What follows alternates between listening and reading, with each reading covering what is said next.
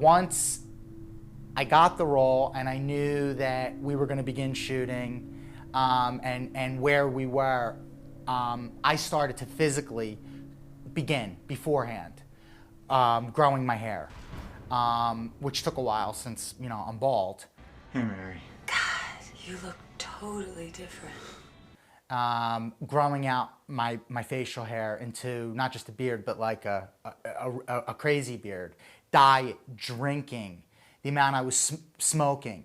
All those things went, sort of threw caution to the wind. Within a fairly short period of time, I'd say within 6 weeks to 2 months, people that I knew that were my neighbors, that I'd see all the time, I noticed that they wouldn't recognize me.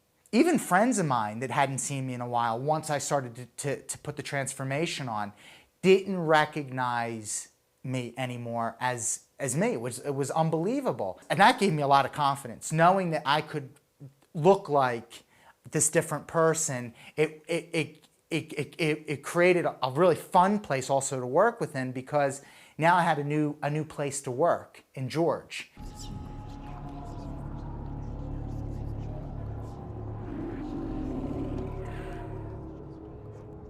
And emotionally, at that same time, coupled with the physical transformation, I was already going through a bad time in my life. Playing George gave me a repository to throw a lot of bad feelings, a lot of bad emotions, and put him into a place where things could get crazy and wild and insane, but also be contained within this place so that insanity had some boundaries ultimately. And so all of those things that were going on in my life became kind of like a good launching pad. For the emotional state of George. I can't believe I bumped into you in the hardware store. Yeah, it's weird. The relationship of Mary and George is a very deep backstory that I always loved actually discussing with Lance very much. We were ex-love interests, never actually got together, but had always interested in each other as kids. And then basically, the night that everything happens, I'm waiting to go to a party with George, and he never arrives. And he has his car accident, and I take care of him in the hospital by his bed, and he wakes up and basically leaves, and I never see him again until he shows up in the hardware store. What was really great about building the character relationship between Mary and George was Vince and I did lots of improvisation on set. Vince had this incredible capability, well, it's all part of George, to really go back to that high school kind of torturing the person who you have a crush on. Please don't tell me that guy still lives across the street. He does. Up until last week. You and Chester. George really does believe he has a chance to rekindle something. I mean, that's what I felt as Mary.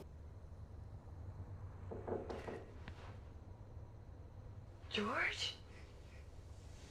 What are you doing? I would try to drive Mary crazy. I was relentless with Mary. And Mary has a great sort of capacity for indulging a lot of nonsense, and I brought her nonsense for 12 hours a day. Walked the whole way over here.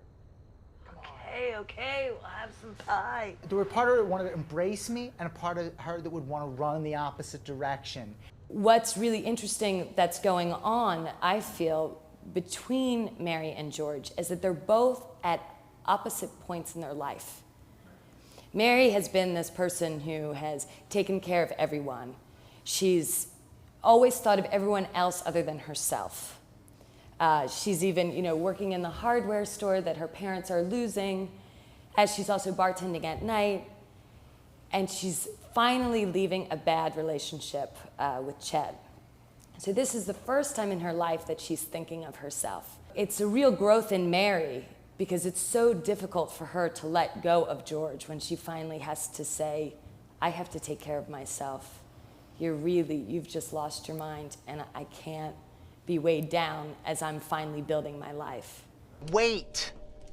Look, Mary, please. Well, the relationship between Vincent and I, it grew into, sort of a friendship. And, that was great because it also helped to manifest in the characters of Julian and George. Look, I'm not gonna go there, especially with you. Hey, look, man, it's starting to rain, and I gotta roll. I'll catch you tomorrow. Where are you off to? Go find some honeys.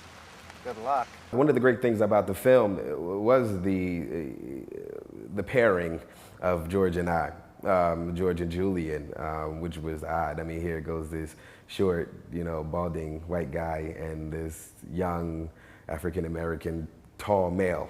Here are these two people that may not be ever coupled or, brought together, who depend on one another in some form or fashion. As they grew to become friends, Vincent and I grew to become friends. When I first saw Head Trauma, I mean, you go, of course, with lots of nerves and anticipation, and I was so happy and excited to see the audience's reaction. Hearing them gasp at certain scenes, it was a wonderful experience, a very rewarding experience. What Lance did with his budget is unbelievable. He's such an incredibly resourceful director. To see the aerial views and the quality of the cinematography was just excellent. It was definitely one of the most amazing experiences of my life.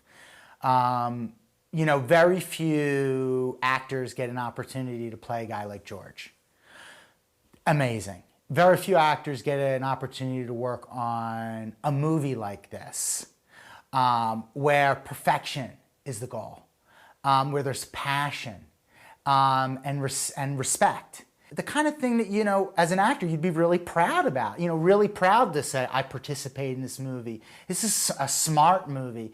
This is a movie that you get a chance to express yourself. You get to show, like for George, definitely an unbelievable range. I mean, it's a roller coaster ride.